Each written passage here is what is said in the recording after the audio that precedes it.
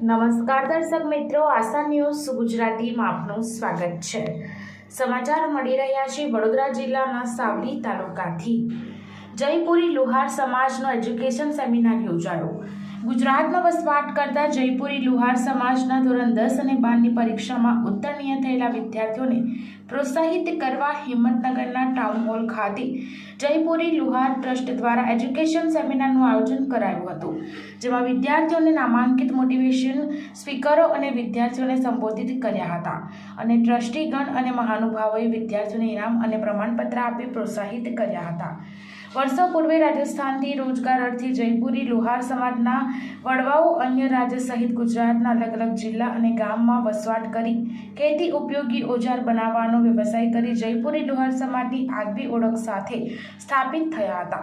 પણ આજના સ્પર્ધાત્મક યુગમાં સમય સાથે તાલ મેળવવા યુવાનોમાં શિક્ષા ક્ષેત્રે જાગૃતિ કેળવવા સતત પ્રયત્નશીલ જયપુરી લુહાર ટ્રસ્ટ દ્વારા પ્રતિવર્ષે એક એજ્યુકેશન અને બિઝનેસ સેમિનાર સહિત સ્વસ્થ શિક્ષણ અને સામાજિક વિકાસના અનેક કાર્યક્રમોનું આયોજન કરાતું હોય છે।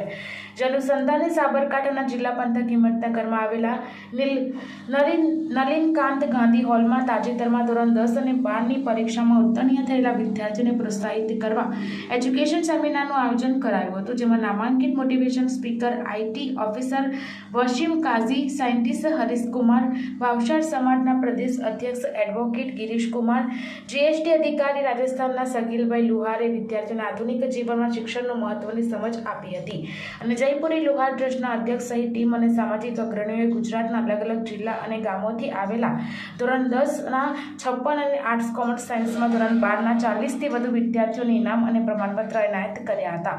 રેન્ક પ્રમાણે પ્રથમ, દ્વિતીય અને તૃતીય ઇનામનો અને પ્રોત્સાહન રૂપી રોકડ રકમ પણ અપાઈ હતી। સાથે સાથે શિક્ષણ સાથે સંસ્કાર સિંચન માટે ઇસ્લામી શિક્ષણમાં પણ સફળતા મેળવેલા વિદ્યાર્થીઓને પણ પ્રોત્સાહિત કરાયા હતા। બ્યુરો રિપોર્ટ સૈયદ મુસ્તાક અલી સાથે આશા ગુજરાતી ન્યૂઝ સાવલી।